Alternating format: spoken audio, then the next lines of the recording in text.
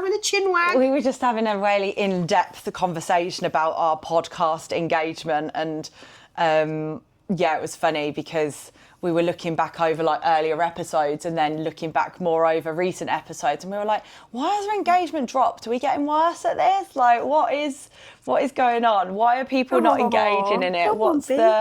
What's the situation? So I just had a lesson, and we just had a chat and a little bit of a lesson in engagement, pictures, titles, like what we can do. So we were just summarising our conversation. It's such a hard world, like being in like a social media world, because you literally, like, I don't really use TikTok, but occasionally when I do, nothing on there grabs my attention because I'm not intrigued by it. But like when you go on TikTok, when you go on Instagram, when you're looking at reels, you literally have that fucking split second of somebody's attention to actually get them past the reel. Like, I'm terrible with reels because I talk for way too long, and when I actually look at the average watch time of when I actually look at an average watch time of a reel, it's like 12 seconds. Oh, really? Whereas I'm uploading reels for 40 seconds. Yeah. It's interesting you talk about the TikTok thing, because I didn't have TikTok until we had an account. But I'm with you, like nothing seems to be really that enticing. And then I do look at something and it's the fucking, and I'm like, what the hell is that? And then that comes up again and I'm like, I don't even want to see that. I was just like, because it's noticed you've watched it for a certain level of seconds, so now it's like, oh, she likes this, and you're like, no, I don't. I do not like it. But it's like, it's so funny because they say that like your phone, what you watch and what is on your explore pad is who you are. Yeah, it's interesting. Mine is random food porn and muscle women. It is funny how you're... My alarm's reminding me I need to do something. Right, where were we? We were talking about... Saved by the Bell. Saved by the Bell. Anyway, today's episode is... I've waited until Lucy had a period. We were going to talk about something that... We were going to talk about something that actually is quite raw. It's going to be quite raw for Lucy. And it's going to be quite helpful for probably 80% of you. So I'm now like the guinea pig. No, you're not the guinea pig. You're just going to be like, you're just going to be raw, open and honest. I'm the source of data, right? You are the source of emotional data. Yeah. So today's episode, we're actually going to go through and we're going to add, hopefully, a lot of value for anyone who is on a health and fitness journey at the minute, trying to better themselves, but struggling to adhere. But you're actually fucking lying to yourself and saying that you are adhering when we all know you're not. And what I'm saying right now is, like, it's not a dig at Lucy, it's a conversation that we have regularly. Probably every time we see each other. Every time we see each other, how are you doing? Oh yeah, I had a cookie.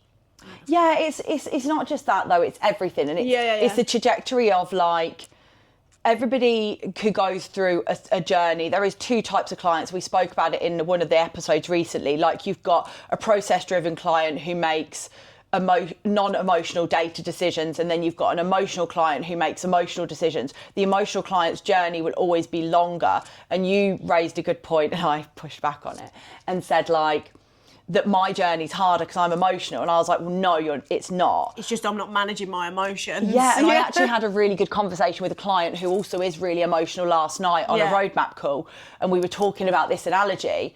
And I said, because I'm now a disciplined decision maker. Yeah. I'm actually fucking starving right now because I missed my meal at 1:00 and it is now 2:30. Right. I'm sat here hungry and uncomfortable. Yeah.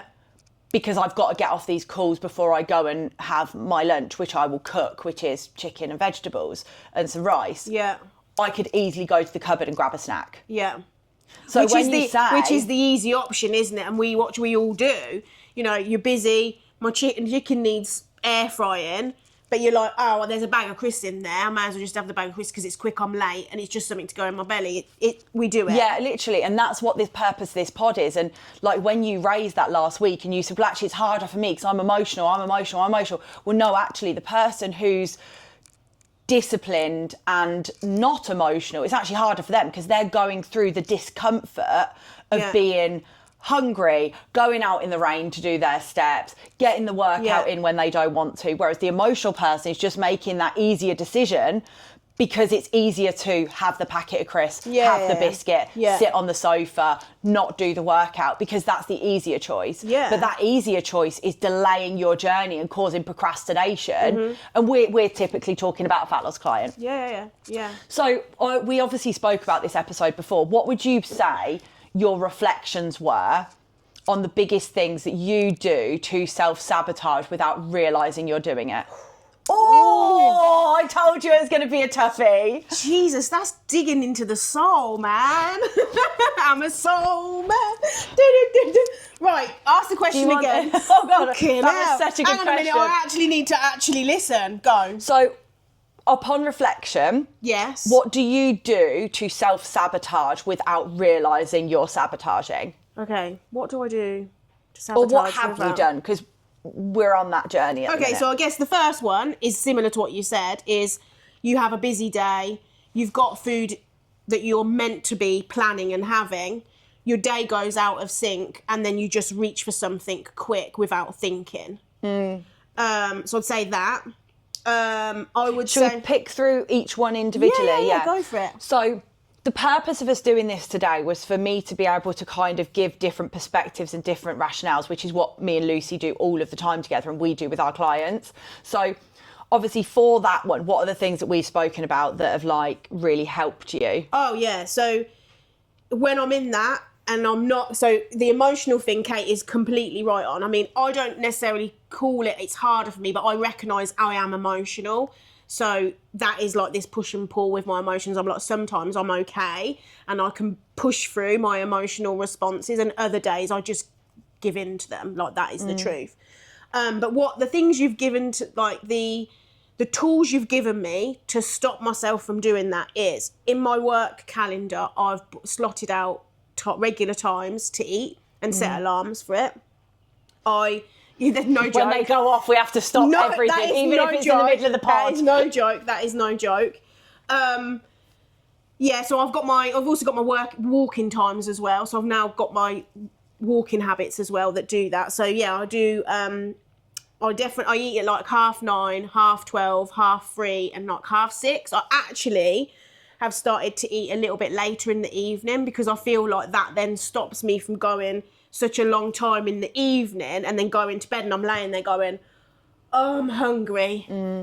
Oh, don't get out of bed. Oh, I'm hungry. And it's that, like, do I go down and get myself... midnight munches?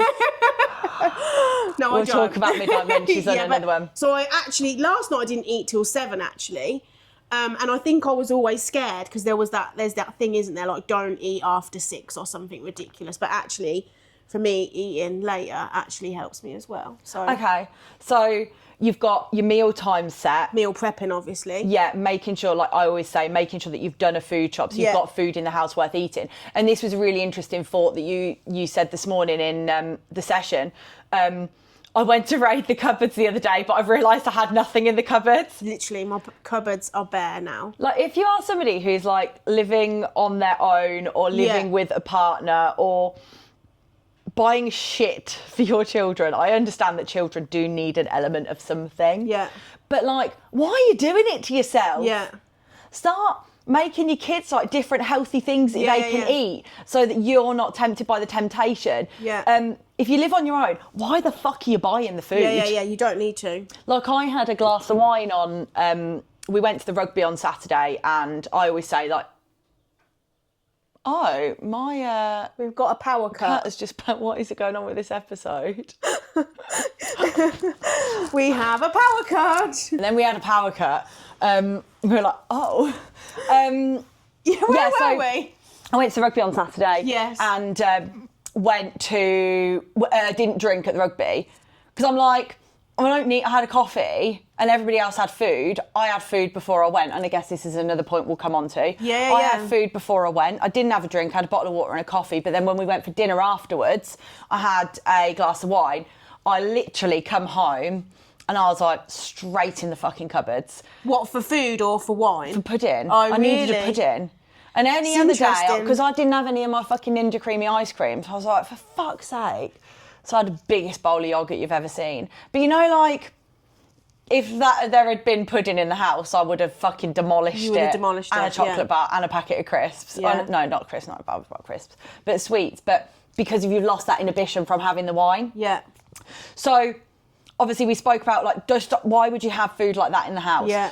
But my other argument is, I actually spoke to a lady on a new client last night, and she said, my husband likes me to be his drinking partner. He really enjoys us having fun together. It's not their social aspect of their relationship. Yeah, and I said, and I want him to support me on my journey. And I said, yeah, but if you need to build something just beeped, didn't it? If you need to build some resilience, you cannot rely on your husband, your partner, doing the fucking work for you. Like, actually, the bottom line is, if you're going on this journey and you've decided to be sober, or you've decided to cut out processed food, and you've decided to stop eating shit, that's your decision. I also, sorry to interrupt you, but I also think that conversation you had with that client, and I hope you don't mind me saying this, is quite interesting, because their relationship, or people's relationships, are associated around drinking. So that's almost... Or going out for dinner, eating junk. Yeah, so getting a takeaway. That's almost become a bit of a blanket. And I don't know whether that's the right word or the wrong word, but I used to have that with my friends. Like, okay, I've got a group of friends, we go out, we drink, because that's kind of what we do. But actually, when I stopped drinking, yes, I believe the dynamics in some of my friendships changed, but others didn't. And actually now I've kind of got over the worry and the anxieties about what people think of me for not drinking, because that actually happens. I actually have better relationships and more fun with the people now when I don't drink than when I drink. It's quite bizarre. Yeah. But the attachment is that client is trying to make a decision to stop doing it. Yeah. And and I guess we're talking about self-sabotaging. Yeah. The self-sabotage is actually and we said the title of the podcast is going to be You're Self-Sabotaging and Blaming Everything Else. Yeah. She's self-sabotaging because she's not strong enough, or she is strong enough to make that decision, but she's blaming her partner for not being able to be accountable. Yeah. When actually it's not his fucking choice. Yeah. It's your choice. If he still wants to go out and have a bottle of wine on a Saturday night, he can do. You just don't. You just need to not to. The difficulty in that situation is if he then there's the whole peer pressuring thing. But that's just in our nature. Nobody turns around to somebody and says, "Oh, you going to the gym again?" That's what they say. Yeah. But they never go, "Oh, just have one less drink." Yeah, it's so bizarre, isn't it? So, but again, that links into, we're talking about self-sabotage. You can't blame your partner or hold your partner responsible for you having a drink, for him ordering a takeaway, for you having the bar of chocolate, for him buying you the bar of chocolate down the shop. It's your fucking decision. Yeah, Be accountable for it. Yeah, definitely. And I guess that's another way that self-sabotage comes in through our relationships. Yeah. Is holding somebody else accountable. And that's what I've had to realise with Derek. He can eat a hell of a lot more than me. Yeah. He can eat whatever he wants and not gain weight. Yeah. I can't. Yeah. No, definitely. I think you're right. I think it's really strange, isn't it? Like how I don't want excuse, but you project that onto somebody, because actually what actually needs to happen is you're taking accountability and responsibility for sabotaging yourself. Yeah. That is exactly what happens. And I this was a brand new client call last night, and I said that to her, and I was like, I actually said that. I said, it's not on him, it's on you. Yeah. Because I'm not afraid to have that conversation with somebody, because it's not their responsibility. Yeah. Okay, so we've got the snacking. Yeah. So we've got the eating times that have spanned it out, food plans. shop, planning. Oh, the other one is one of the things that we've been talking about probably the last 2-3 weeks, maybe a little bit longer, is volume. Packing my food with vegetables, just so that it's filling me, rather than me when I'm on my reduced calories, I'm feeling empty, because actually I can pack my food with loads of vegetables, and that's them filling me up. And that's a huge one, because you're in a calorie deficit, you are going to be hungry for your meals. Yeah. You are in fat loss. Your body isn't consuming as many calories as it needs to maintain. Yeah. Therefore, you will feel hunger. It is normal. Yeah. Get used to it. Yeah.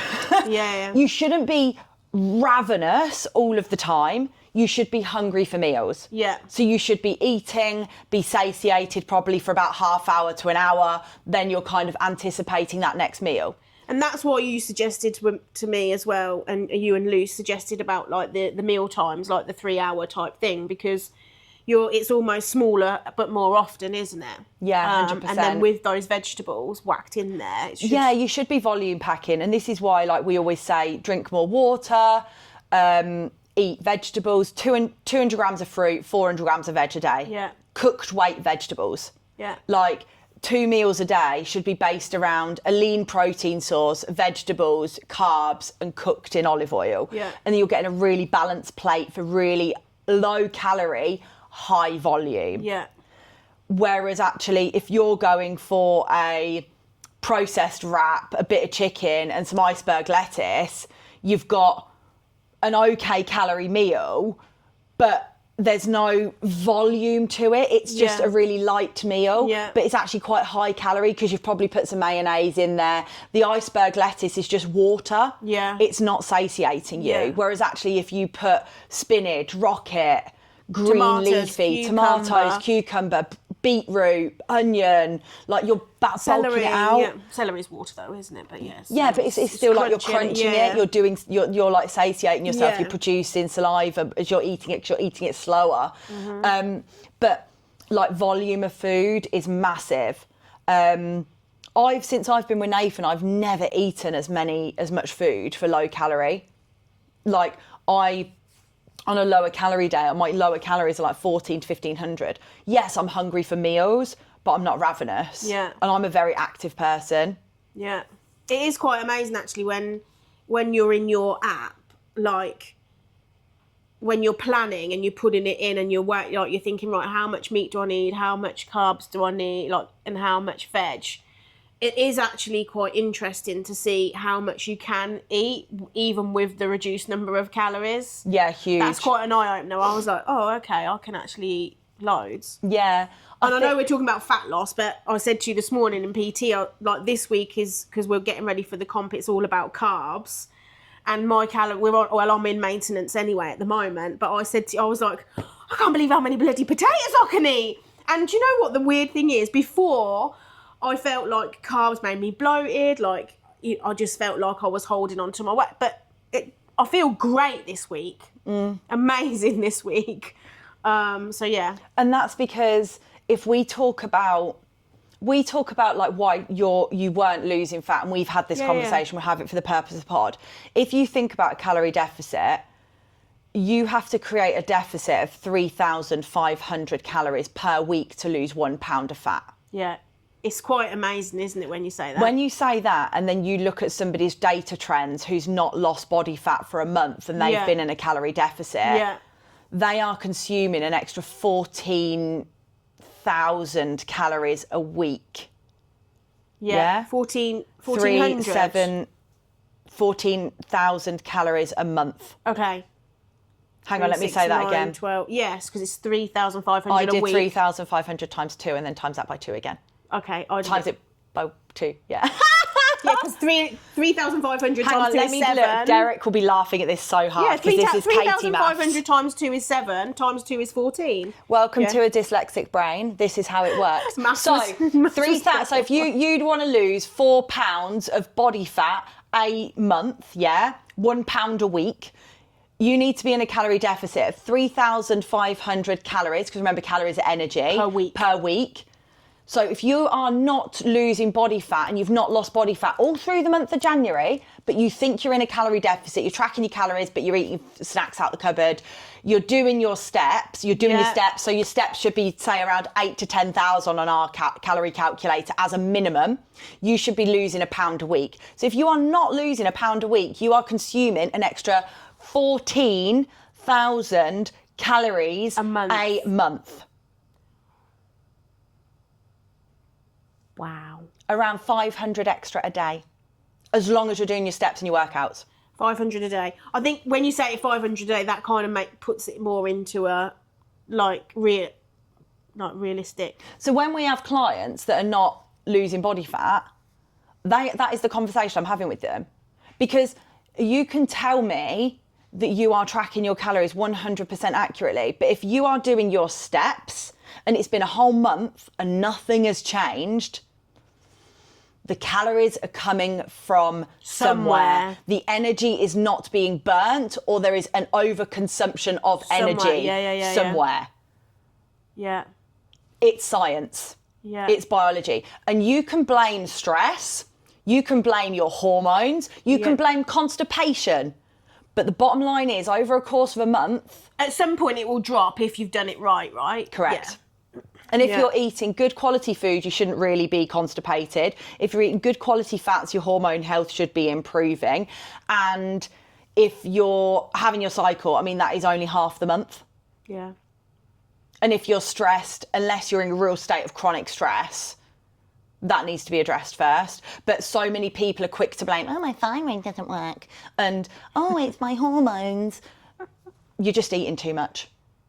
90% of the time. Yeah. Don't troll me on that one. But it's true. So I actually had my bloods done a year ago, but when I got with Nathan, and I've got really low thyroid output. Like, really low. But you still managed to do... Have you ever heard me say that ever? No. Have I lost body fat? Yes. Is it sometimes harder? Yes. But I still do it. Yeah. Yeah, you have the choices. And I've had my bloods done and it says your thyroid is low. Yeah. I don't talk about it. I just crack on. Yeah. Because you can still do it. Yeah. But you believe the story you tell yourself. Yeah, because the mind is such a powerful thing, isn't it? Like, once you've got a thought in your head, which I think goes back to actually, like, the self-sabotaging thing. Like, when you're emotional and you're in that place, if you're actually telling yourself you can't do it, your actions show you can't do it. And that's definitely a place I've been, Kate. Like, a lot. Like, oh, fuck, I can't do this. Oh, fuck it, I'll just have a chocolate bar then. Fuck it, because I'm going to just prove myself I can't do it. Do you know what I mean? It isn't a nice place to be in. But why do you think that the emotion comes in at that moment that you tell yourself you can't do it? Where do you think that is stemmed from?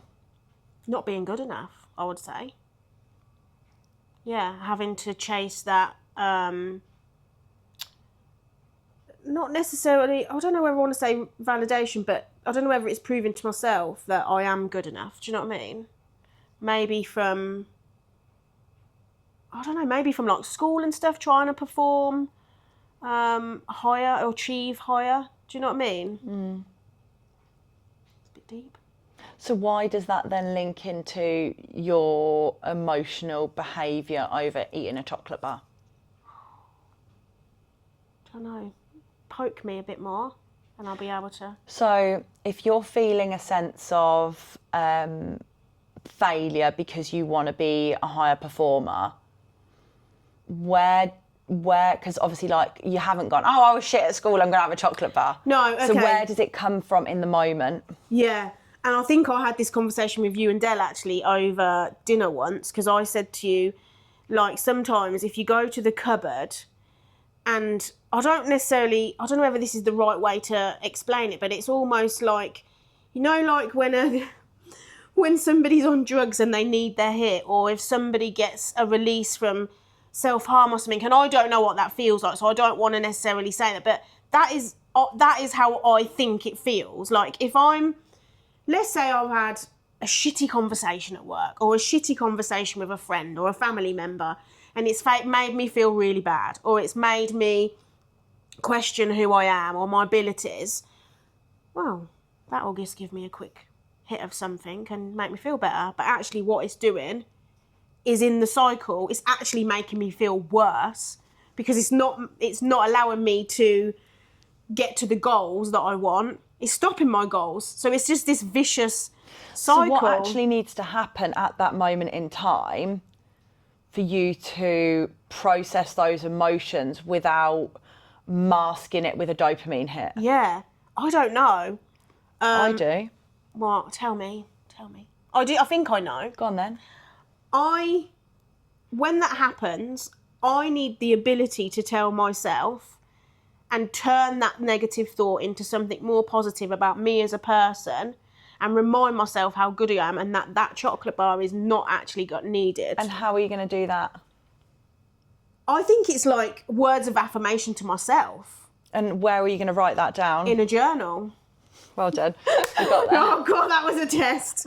Come on, B. Look, B's come to give me a little... She's coming to give you emotional support. Cuddle. It's like, don't worry, Luce. You're all right. We still love you. So that is one of the things that we would say, one of our first pieces of advice to our binge eating, emotional eating clients. And we don't have as many of them as we have done previously, but I know that it is something that a lot of women struggle with. Yeah. Because, no, I don't want you on me because you'll put holes in these leggings. Here, look, darling. Here, sit down, sit down. So when you're making an emotional decision, the one thing you need is a distract and delay. Yeah. So a distract and a delay could be the moment where you just go 5, 4, 3, 2, 1, pause. Yeah, I do that. I'm going to go and get my journal. Yeah. So you need 3 journals. Interesting. One in the kitchen. Yeah. Because that's where you need to be able to see it to be able to then stop the behaviour. Yeah. Because you need to break a cycle. Oh, sorry, you don't want to... Oh, God. To break a cycle, you don't want to stop a habit. No. You want to interrupt a habit or replace it with something else. Yeah. So if you put a journal in the kitchen or a Post-it note on the cupboard that says, I am enough, or whatever, that's like very you. That wouldn't work for me. Woo-woo for me. It would work for you. It wouldn't work for me. I'd be like, don't be a fat cunt. Yeah. Do you want to keep your 6-pack for the rest of this year? Yeah. Don't be a dick. Don't be a dick would be my one. Yeah. Should we not allowed to say cunt on YouTube? Don't know. So you've got that moment there that stops you. The second place that you need it is in your handbag. Oh, okay.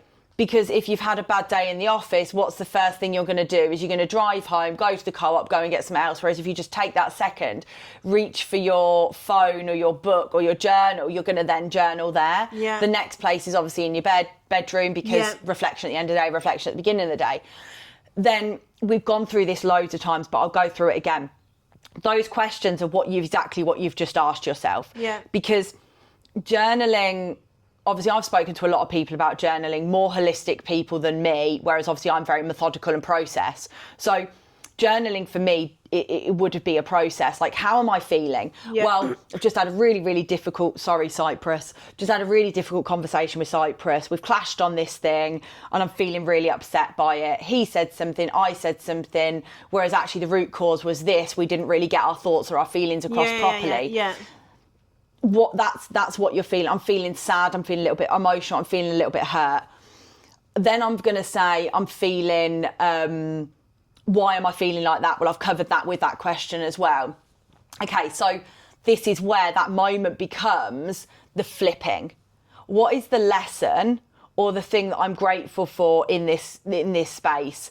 So, I mean, I'm talking about you in Cyprus, I don't really know why, but it's just the first thing that comes to mind. Yes, so I'm actually grateful because we can have this, we've had this conversation, but this is what I'm going to take away from it. Rather than having the conversation in that situation, I'm actually going to speak to him. From it? Speak to him and message him tomorrow and be like, can we have another conversation about that conversation so that we can actually move forward? And then what are you grateful for? Well, I'm grateful to have the relationship with my son because obviously some of my family relationships aren't that great and we still have a really good bond where we can work through this. Okay, what am I grateful for as a whole? Yeah. I'm grateful for the relationships. I'm grateful that my son's still in my life. I'm grateful I've got a really lovely grandchild. Yeah. What are you now not thinking about? You're not thinking about going to that cupboard. You're not thinking those negative thoughts. You've flipped it from a negative to a positive. And you've broken that habit. Yeah, and if you continue doing that, you're not going to reach for that cupboard, that chocolate bar, that packet of crisps, that cookie or whatever it is, because you're not even thinking about it because you're fucking so deep in your own thoughts about what you're doing, but you've been able to flip it. The other thing I always say as well to people who are struggling, this applies to scale weight. 10 things that you're proud of that don't rely on that one thing that you are attached to at that moment. Yeah. 10 non-links to that thing that are positive. Yeah. You put that in the group this week, actually. I was reading others. I actually posted in the group because I have been a bit quiet recently, but that was good as well. It's powerful because you don't need to associate the number on the scale as who you are as a person, because the scale weight we know goes up and down. Hence, what you think of yourself will then go up and down. And that I guess is, so we've spoken about like emotional links to food. Yeah. And then that's going to be another one that you're going to self-sabotage on. We're pointing to the scale because it lives in my kitchen. There's some scales there. So what happens when the scales go up and down? If the scales are up and I've genuinely feel like I've been good, right? That is my cue to not be good. Fuck it. What is the fucking point? Again, it's exactly the same thought pattern as before, isn't it? It's like, okay, something bad happens. You don't think you can do it. You don't think you're good enough. So you prove to yourself you're not good enough. Somebody once said to me, when you are horrible to yourself, you should back that up with 3 positive things about yourself. Oh, interesting. Which is a really, really easy way to stop that negative spin. And the sabotaging of yourself, yeah. But it's actually a case of rewiring it. Yeah. Like a lot of the time, like I've gone through that. So I'm on day 2. I had my heavy day yesterday. I was gone down. I went up yesterday and I've gone up again today for no reason whatsoever. But it is a reason because I'm on my period. I've had my heavy day on my period. Nothing changes. Yeah. No. It's just, it is what it is. Water retention, which I'm surprised at because I do feel slim. But I'm like, it'll come down. Yeah. It will come down. But that comes with belief in the process. And one good day doesn't equal a good result. A compound of okay days equal a good result. Yes. So if you are, like we've spoken about, like the scale's not moving for a month. If your scales aren't moving for a month, there is something going wrong with your equation. Yeah. If your scales are going up and down, but over the trend of the month, they've gone down. You're averaging the down, yeah. That's what you're looking for. You're looking at that weekly average or monthly average to be lower. You're not looking at it day to day. Yeah. Which is why we always encourage clients to weigh daily. Yeah. Because it tells us a story. Oh, I'm going to tell you the secret. It also allows us to hold you accountable because we see the patterns and trends of your behaviour. That scale always goes up after the weekend. Yeah. Why does it go up after the weekend? Probably because it had more calories, but it's probably more salt, I'm assuming. Why else? Why would you think that the weekend's different to the week? I don't know, less on track, I don't know. Your routine's totally different. Yeah, because you've done your Monday to Friday, you've planned, and then your weekend's almost You've been good in the week. I've been good in the week, so it's like, it's the weekend. I deserve a treat. I deserve a treat. I'm going to have a 3-course meal every day. Yeah. But I think going back to the weekend thing and the treats though, like... I hate the word treat. Yeah, I don't like the word treat because it's just, but you can still treat yourself within reason. Do you know what I mean? Like you can still go out and have breakfast and make it a breakfast that is within your calories, or like you say, we have like the down calories and the higher calories. Like if you manage it well in the week, you can still allow yourself to do the nice things and go to a nice restaurant. Yeah, definitely. Like balance and flexibility comes, but you can't have it all the time. No. If you are in fat loss, I'm sorry to tell you, you cannot go for dinner every weekend. No. Like, yeah, you could go to a Nando's, you could go to a Waggers, you could go for a Turkish, but you also have to remember that actually your Turkish is fucking cooked in oil. Yeah. Like it's cooked in fat. There is olive oil all over the salad. There is fucking fat in the garlic sauce. There is calories in the bread. And I'm not being a fucking party pooper. It's a 1,000-calorie meal. I was going to say, like, we did something on my olive oil, didn't we? Because you was like, Luce, I think your olive oil's a bit low. And then I remember going, oh, my God, it's like 120 calories for the oil that we was A tablespoon of olive oil, which you should be having, is 13.5 grams, which is 119 calories. Yeah. So if you're going to a Turkish restaurant, they ain't putting a tablespoon of olive oil on there. They're putting 3, mate. And actually, like, I'm not here to be the party pooper, but if your goal is fat loss, then why would you go out for dinner every single weekend? And I've changed my tune on this over the last few years. You can't get away with it. If you are somebody who's tracking calories at the minute and you are 5'3" female and your calories are probably around 1,300 calories, you cannot get away with going out for dinner every weekend. No. And still being in a calorie deficit and still losing a pound to a pound and a half of body fat a week. Yeah. It will slow your progress down. Yeah. No matter what you think, no matter how good you've been, it is going to slow your progress down. Yeah. Like, we went to Hickory's, fucking Hickory's, on She Friday. weren't that keen on I it. was not keen. I did say I don't keen. I'm not a people pleaser, guys. I literally was like, I don't want to go. I don't want to eat here. I'm eating here because I want to see you guys. Yeah. It's like a fucking American smokehouse that has big platters for £70. It's a bit of a TikTok type phenomenon, isn't it? Like, it's one of these places. I was in a shop or something and somebody was talking about it and I was like, are you talking about Hickory's? They were like, yeah. And I was like, yeah, I wasn't that impressed with it. So we went and our friend wanted to go and she had the brisket and Lucy had salmon, I had salmon. I actually ordered 2 mains because I was like, the salmon that would come with a veg I knew it wouldn't be enough for me. Yeah. So I ordered an extra salad, sauce on the side. Rowan had sea bass. So we were just like the worst combination to be at Hickory's. But it just goes to show, like, I asked for sauce on the side. My salad was laced in oil. Yeah. Yeah. But I'm like, it's chill, that's fine. Like, my goal at the minute isn't, I want to lose a kilo, but it's not a quick fat loss. Yeah. It's like, it doesn't matter if it comes off this week, next week it will come off. Yeah. But you can't, you're not going to get away with it. Balance and flexibility is there, but it will slow you down. And I know that's not what you want to hear, guys. I know you want to hear your lifestyle coach saying, yes, to get fat loss, you can go out for dinner every weekend. Just be careful how you track it. It's going to slow you down. I'm sorry, it is. You need to be planned and organised. Like, look at your social events. Which ones are you going to go to? Can you switch a social event up for a breakfast and a meal out with friends? Breakfast is fucking easy. You have a coffee, you have some toast, you have some poached eggs on it. Ask them not to butter your toast. You can't go wrong. You know what you're eating. Yeah.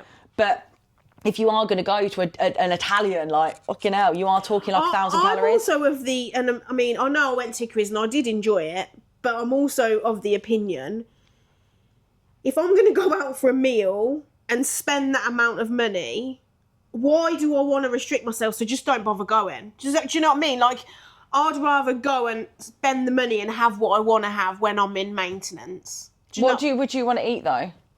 Probably not that much different from now, but do you know, like, I wouldn't want to consciously have to think, right, I'm going to pay £45 for my meal, but now I'm going to have to ask for no butter. Do you know what I mean? Like, I just want to go. But I also think, though, that's a really interesting point, because yes, you can do all of that, but how much of a change of your lifestyle are you going on?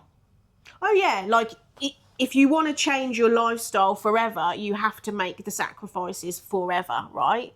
Which I totally agree with. But what I'm trying to say is you can still have that, but if I'm on my weight loss and then I'm going out to a restaurant and having to cut it down so much, I'd rather just cook at home. I'd rather say to you, Kate, come round, I'm going to cook a steak, we're going to have salad, because I know what I'm doing and it's not costing me any money and I'm in control. Does that make sense? Yeah, I get what you're saying, but I'm total opposite to that. Yeah. Because I like eating out. Yeah. So I've had to change my habits around eating out. So that you which can. is why I don't want to go to a restaurant like Hickory's, because that I wouldn't traditionally eat salmon. They didn't even have a fucking chicken on the menu. There is a story behind this. Fucking hell. But yeah, like, I wouldn't eat somewhere like that. That is just not my vibe. Like, we go to Nando's a lot because, again, like, I'm not going to order wine from Nando's. If I go to Turkish, I love Turkish wine. So I'm going to order a glass of wine. yeah, like we like to go to nice restaurants, so I have to make a choice off the menu that works for me. Yeah. What other things do you do to sabotage without realising you're sabotaging? Gosh. Okay, so we've done food. We've talked food to death. We've done food. Think about movement, activity. Oh, okay. Gym. Yeah, I think I'm in a good place with the gym. But what other things I can do is not go to the gym because you unmotivated, feeling tired. So you just go and sit on the sofa and do nothing. That has happened to me many times, but I'd like to just say I'm in a really good place with the gym. I've got myself 2 gym buddies as well, which really helps. What about effort and intensity in the gym? Yeah, if you're having a bad day, if you're having I can't be bothered to be here, it's just go, bosh it out, say you've done it, and then be done with it. And it makes you feel like you've done a session and you can tick it off on your thing and it will look like it's okay, but that's not okay because you're not actually training to the intensity to enable yourself to lose weight or grow muscle. Yes, there's like a difference between like training and exercising. Yeah. And a lot of us go to the gym and think, yay, we did our session, we've done it, we've achieved something today. And then you look at the weights, you're like, I've been lifting the 27s on the leg extension for the last 6 weeks. Yeah. And it's like, well, are you really pushing yourself in the gym? And this is the question I've asked Lucy, because I know she hasn't in the past, because in the last 4 months, her lifts have improved. Well, her bench press has improved by 15 kilos. Yeah. And that's through actually pushing yourself harder in the gym. Yeah. So when you actually think about the intensity that you're lifting at, it's going to accelerate your journey, because if you're lifting at 80 to 90% effort, you're going to be building more muscle. If you build more muscle, you can eat more food. If you can eat more food, you're either going to eat more food or you're going to accelerate your fat loss quickly because you're creating a bigger deficit. I think also with the gym, what was happening to me previously is I would go when I felt like going. Right? So it might be on a Monday this week. Don't feel like going on a Monday this week, so I'm going to go on a Wednesday. So it was, again, very emotional, feelings led. Now it's I do a Monday, a Wednesday, a Friday, and then sometimes I might do an extra session on a Saturday or a Sunday. So it's creating a routine when you're going to go, booking the time out in your diary and making sure you have that appointment with yourself to do it. I know the days I go to the gym now, and I know if someone says to me, do you want to do something on this day, I can go, no, sorry, I'm at the gym, and I actually do that. And you know the other thing as well is like the exercising idea.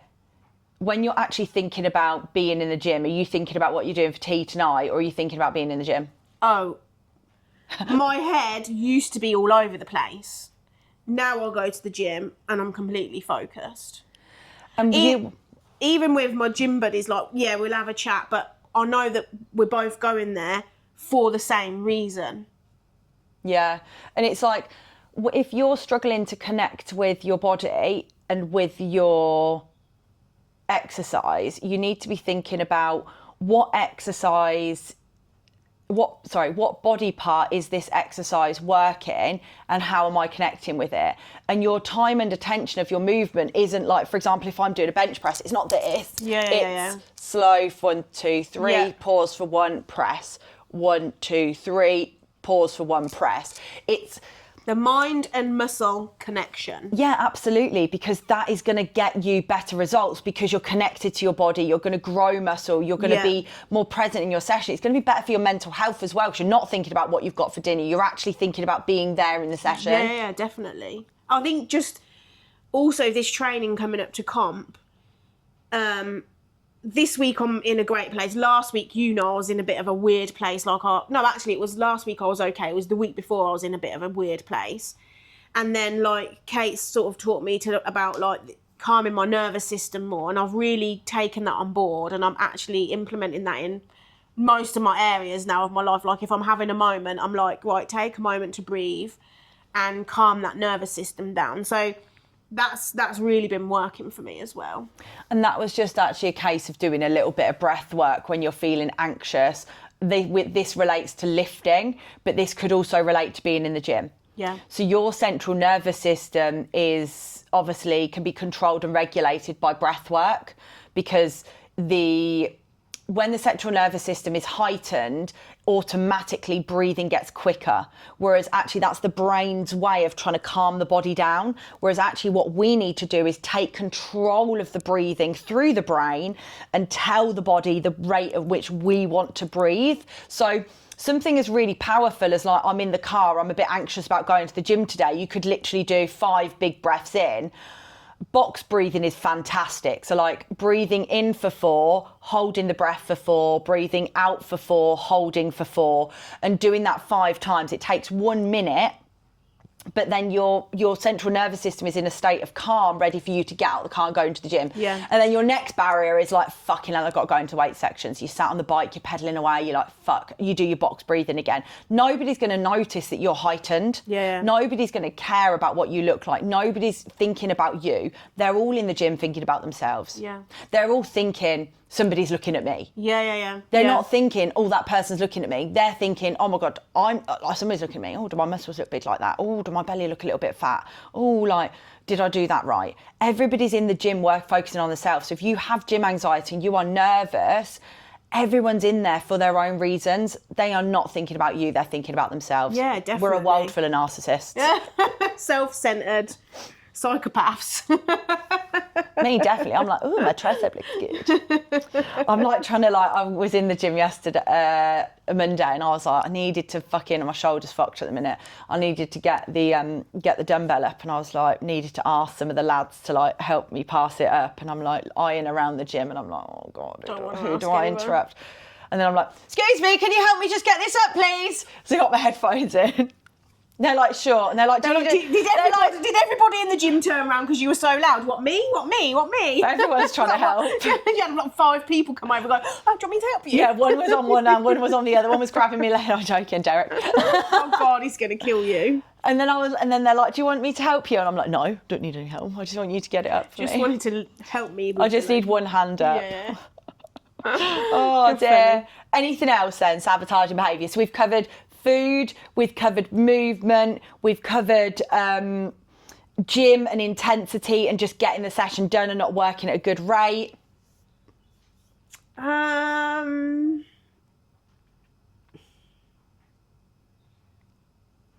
I think the underlying in all of it is like this mindset, isn't it? I think these are the pockets, but what underneath it, what actually links all of them is the mindset.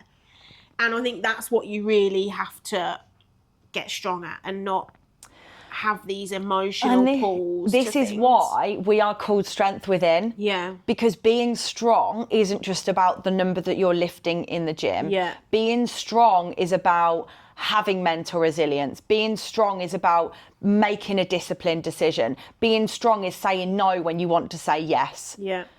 And sometimes you don't need to do any of that and you can just enjoy the moment. Yeah. But I had a client yesterday who, when she joined me 6 months ago, she signed up before she went on holiday and she said, I'm not starting until I get back. And I said, I advised her against it, but she was adamant that that's what she wanted to do because she likes to go on all-inclusive holidays and put on fucking a stone. And I said to her, do you really like to do that? And she was like, yeah, I love eating and drinking whatever I want. And I'm like, but you don't. Because then when you come back, she's switching. She's got to then come back into this mindset. It's very black and white. It's very opposite ends of the spectrum, right? And through the last 6 months, me and her have been working on this all or nothing mindset, and the husband wants to have a takeaway at the weekend. They like a drink together. She has been so dialed in. And we've gone through Christmas. She put on 1 kilo at Christmas and that was it. And she was back on it. She sends me photos of her food every day. She eats the same thing every day. It's meticulous. She's just been to a trip to Amsterdam. She sent me photos of all of the food that she enjoyed. She come back 1 kilo heavier. She's now back to where she was before after 5 days. Oh, wow. She still enjoyed food she wanted to eat, but didn't go mental. She said, I really wanted a cinnamon bun. She had a cinnamon bun. She just didn't have one every day. Yeah. She's got her 50th this year and she wants to be in the best shape of her life for her 50th. She wants to go away for her 50th. She does, and she's now saying, I do not want to go away with that mindset. I want to come back. Interestingly, isn't it? And you're like, yeah. Nobody wants to come back 10 stone heavier. No. Like, I've been there. It's fucking shit. You have to work really hard to get to where you want to be. And I think also when that happens, it takes away the magic of the holiday you've had, because actually now you're associating that holiday with gaining a stone. If you don't live a life and you eat and gorge yourself stupid on holiday, within 2 days of your holiday, you feel like shit in your body anyway. So you've just put all that work in for 4 months leading up to your trip, and then you feel crap anyway. Yeah. Why? Yeah, don't do it. Don't self-sabotage. So I hope you enjoyed that episode, guys. I did. I hope it was helpful. I thought it was going to be... Lucy's in maintenance at the minute, but after this competition she's going back into fat loss, and by summer this year she's going to be 5 kilos smaller, and I am. She is going to be 5 But kilos you know what? It's smaller, really and you're going weird, to watch though. her shrink on the podcast. Yeah. I'm actually so excited. I'm really excited for the comp, right? Because last week I wasn't. I was nervous. This week I'm really excited for it.